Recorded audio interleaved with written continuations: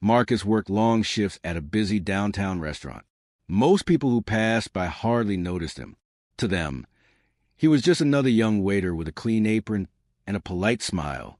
But Marcus carried something that no one there knew. He loved languages. While other kids played basketball after school, Marcus stayed in the library, practicing words and accents. He had taught himself Spanish, French, and even German just by reading books, listening to tapes, and practicing out loud in front of mirrors. For Marcus, German was special. His late mother had once told him stories about Germany and its music. Learning the language was his way of holding on to her memory. Still, he never had a chance to use it, until one evening when a pair of customers walked in. It was a quiet night. The dinner rush had just slowed down when Marcus noticed two men at table 6. They were dressed sharp, speaking softly, their words flowing a language he instantly recognized. German. His ears perked up. He smiled to himself. Most people in the restaurant wouldn't understand a word, but Marcus caught every sentence. They were talking about business, about pressure, about a deal that wasn't going smoothly. When Marcus approached their table with water, the men switched to English, keeping their conversation safe and distant. Marcus hesitated for a moment, then decided to take a chance. He placed the glasses down and said politely in perfect German, "Would you like to order in your own language? It might feel easier." The men froze. Their eyes widened as if they had just seen a ghost. Then slowly, a smile spread across one of their faces. They looked at Marcus with curiosity, testing him with a few quick phrases. Marcus responded smoothly, his words clear and confident. What Marcus didn't notice was a man at the far corner of the restaurant, a billionaire, known for keeping quiet and observing people. He had been watching everything closely. The billionaire, Richard Hale, was not the kind of man who missed details. He had built his empire by noticing small things others ignored. From his quiet corner, he had been studying Marcus since the waiter first walked out of the kitchen. The steady pace, the respectful tone, the way Marcus leaned slightly forward to listen, it all spoke of discipline and humility. But what just happened caught Richard completely off guard. A young black waiter, in a simple uniform, had switched flawlessly into German. Not just basic phrases, but fluent, smooth conversation that even native speakers rarely heard outside of Europe. Richard lowered his glass and leaned closer, pretending to check his phone, though his full attention stayed on Marcus. The two German customers were delighted. One laughed loudly, clapping Marcus on the shoulder, while the other leaned back in his chair, impressed. "Your accent is excellent," one said in German. "Where did you learn?" Marcus hesitated for a moment, then answered honestly, "From books, recordings, and practice. I've never been to Germany." The men looked at each other, almost shocked. To them, this wasn't ordinary. They had lived in America long enough to know how rare it was to find someone with such skill, especially working quietly as a waiter. They started ordering their food in German, and Marcus took every detail down without missing a beat. Richard's mind raced. He wasn't impressed just by the language. He was impressed by the courage. It took confidence to step forward, to use a skill in front of strangers, not knowing how they might react. Most people would have stayed silent, but Marcus had seized the moment. As the night went on, Marcus continued serving with calm professionalism. He never showed off, never bragged. He just did his job, helping the men feel comfortable. Richard knew instantly that this was not just another ordinary night. Something inside him told him he was witnessing a moment worth remembering. And before he left that restaurant, he decided he would make sure Marcus remembered it too. The German businessmen enjoyed their dinner more than they expected.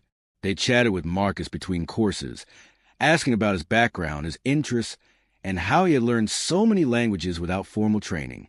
Marcus answered humbly, always steering the conversation back to their comfort, never letting it turn into a spotlight on himself. Richard Hale continued to watch silently. He wasn't there for business tonight. He had slipped in quietly, avoiding his usual entourage, wanting a simple meal without the waiter's name attached. Yet now he found himself more focused on Marcus than on his food. When Marcus walked past his table to refill water, Richard stopped him. "Impressive," Richard said, his deep voice carrying weight. Marcus looked puzzled. I'm sorry, sir. You. Switching into German like that. Not many people could pull that off, especially not without fear. Marcus gave a small, respectful smile. Thank you, sir. I just want to make their night a little easier. Richard studied him for a moment longer. There was no arrogance in the young man's eyes, only sincerity. That alone stirred something inside Richard. He nodded slowly, letting Marcus return to his duties.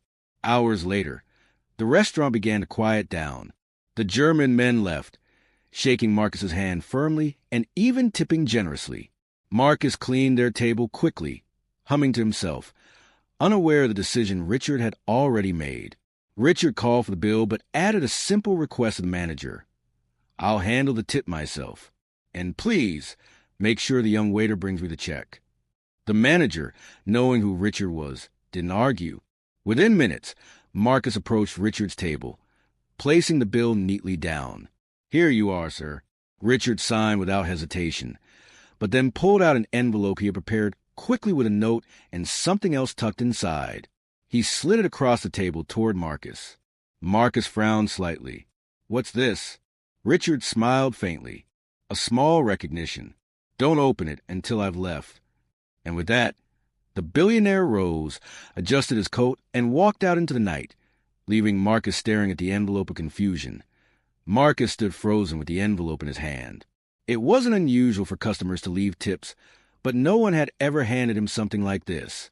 He glanced toward the door, half expecting the man to return, but Richard Hale was gone. The restaurant felt quieter somehow, the air heavy with curiosity. Open it, whispered one of the busboys, grinning as he stacked plates. Marcus shook his head. He told me to wait until he left.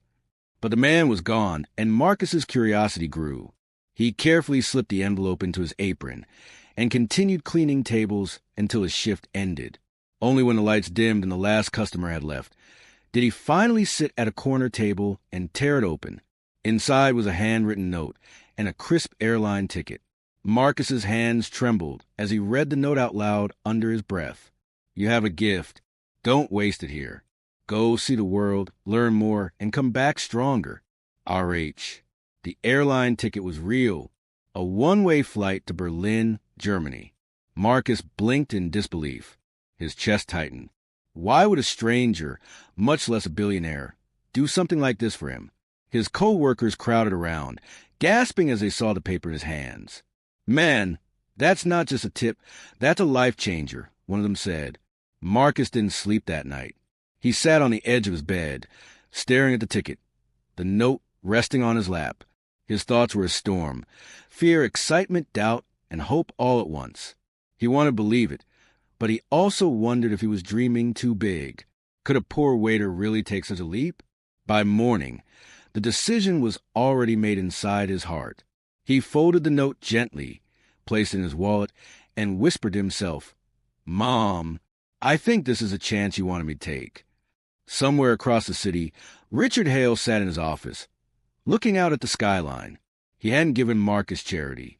He had given him a door, and he was curious to see if the young man would walk through it. 2 weeks later, Marcus found himself standing at the airport, ticket in hand, heart pounding. His co-workers had thrown him a small farewell party, encouraging him to take the leap. You'll regret it if you don't, they told him. Deep inside, Marcus knew they were right. This was more than a flight.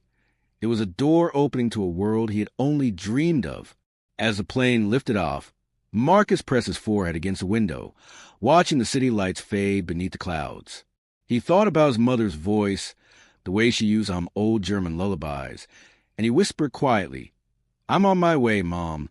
Berlin was nothing like home. The streets were wide and filled with bicycles. The air carried the scent of roasted chestnuts and fresh bread, and everywhere Marcus turned, people spoke the language he had practiced for years in silence. At first, he stumbled, ordering food, asking for directions, even greeting strangers. It all felt overwhelming. But each day, he grew more confident, blending practice with real conversations. He spent mornings in libraries, afternoons at language cafes, and evenings walking the city, listening to how people spoke naturally. Locals were surprised when they learned he was self-taught. Some offered to help polish his skills. One older man at a cafe, a retired professor, even took Marcus under his wing, correcting his grammar and teaching him expressions that no book could capture. For the first time in his life, Marcus felt like he belonged somewhere larger than the restaurant walls. He wasn't just a waiter anymore. He was a student of the world, chasing knowledge with fire in his heart. And yet, even with the excitement, a question haunted him. Why had that billionaire helped him? What did Richard Hale see in him that night? Marcus kept a note in his wallet, unfolding it every evening like a compass pointing him forward. Back in New York, Richard received a brief message from a contact in Berlin. The boy is here. He's already making progress. Richard smiled to himself. Good, he said softly. Now let's see how far he can go. Months passed, and Marcus's world expanded beyond anything he had imagined. He wasn't just learning German anymore. He was living it. He attended cultural events, explored museums, and even volunteered as a guide for tourists who spoke English. His confidence grew each day, and with it, his dreams stretched wider. One evening, while helping at a local community center, Marcus was asked to translate for a small business seminar. A group of American entrepreneurs had come to Berlin, struggling with the language barrier. Marcus stepped in without hesitation, smoothly bridging English and German for them.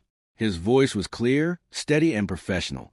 The Americans were impressed, and the German hosts were grateful. Unbeknownst to Marcus, one of those entrepreneurs was connected to Richard Hale's company. A quick message was sent back across the Atlantic. The kid isn't just learning, he's thriving. Richard received the update late at night, while sitting in his penthouse office.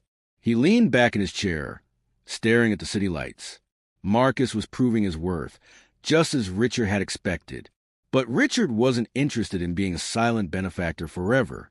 He had plans that required people with courage, intelligence, and humility. Meanwhile, Marcus's reputation in Berlin grew. People admired his determination. Some thought he was a student from a wealthy family, but Marcus never hid the truth. I was a waiter in New York, he would say with a laugh. But I've always believed knowledge can take you places money can't. One night, Marcus received an unexpected letter delivered to his small rented apartment. The envelope was embossed with a seal he didn't recognize. Inside, it contained a simple invitation. Dinner. Saturday, 7 p.m. Dress properly. R.H. Marcus froze. His pulse quickened as he reread the initials. R.H. Richard Hale. The billionaire hadn't forgotten him. The man who had sent him across the ocean was reaching out once more. Marcus stared at the letter for a long time, torn between excitement and fear. Why would someone like Richard Hale want to see him again? Saturday evening arrived faster than Marcus expected. He borrowed a suit from a friend, making sure every detail was neat. His hand shook slightly as he adjusted his tie in the mirror. It's just dinner, he told himself, though deep down he knew it was more. The address led him to a grand hotel in the heart of Berlin.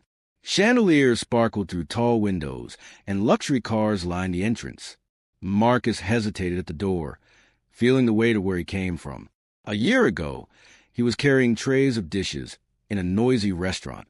Now he was about to dine with a billionaire. A host guided him to a private dining room. The door opened, and there he was, Richard Hale, seated calmly at the table, sipping water. His presence filled the room even without words. He looked up, and a small smile crossed his face. Marcus, Richard said, rising to shake his hand. I see you accepted my invitation. Yes, sir, Marcus replied nervously. Though I have to admit, I'm still wondering why. They sat, and dinner was served. Fine dishes Marcus could barely pronounce. But Richard wasted no time with small talk. I didn't give you that ticket, just to test your language skills. I wanted to see if you'd take a risk, if you'd step into the unknown. Marcus listened carefully, his nerves slowly settling. You proved something important, Richard continued. Courage, discipline, humility. Those are qualities I value. My companies don't just need workers. They need leaders who understand people, who adapt, who never stop learning. I believe you could be one of them. Marcus nearly dropped his fork. Me? A leader? Richard leaned back, studying him. Why not? You've already led yourself farther than most men ever dare to go. Silence filled the room as Marcus absorbed the words. This was more than dinner. This was an opportunity. A door wider than the first one Richard had opened. Richard finally leaned forward. So tell me, Marcus, are you ready to take on something bigger than waiting tables or studying languages? Marcus's heart raced. He didn't know where this road led, but he felt the same spark he had felt the night he first spoke German at the restaurant. Yes, he said firmly. I'm ready. Richard's eyes narrowed, not in doubt, but in quiet satisfaction. Good, he said, because I don't waste my time on people who aren't. He pulled out a folder from his leather briefcase and slid it across the table. Marcus hesitated before opening it. Inside were documents, proposals, and a bold heading, Global Initiative, Cultural Bridge Project. Richard explained, I'm launching a program that connects young entrepreneurs and communities across different countries. We need people who can move between cultures, who can listen and translate, not just words, but values, ideas, and opportunities. You've already proven you can do that. Now I want you to do it on a bigger stage. Marcus's throat tightened. But I don't have a degree. I don't have money. I'm just... Stop, Richard interrupted firmly. You're not just anything. You're proof that hunger and discipline matter more than privilege. You already stepped into Berlin alone and thrived. That's what I need. For a moment, Marcus sat in stunned silence. He thought of his old life. Cleaning tables, stacking plates, waiting for tips. Then he thought of his mother, of her voice telling him to never waste his potential. And now, here was a billionaire offering him a chance to change not only his own life, but others as well. Finally, Marcus looked up. If you believe I can do it, then I'll give it everything I have. Richard's stern expression softened into the faintest smile. He raised his glass. Then welcome aboard, Marcus. This is just the beginning. That night, Marcus walked out of the hotel with the folder under his arm and the city lights glowing around him. For the first time, the future didn't look like a distant dream. It looked real, waiting for him to step into it. He whispered into the night air, Mom, I'm going to make you proud. Somewhere above the skyline, Richard watched from his suite window, knowing he had just invested in more than talent. He had invested in a story that would inspire countless others. And for Marcus, the waiter who once dared to speak German, the world was finally opening wide.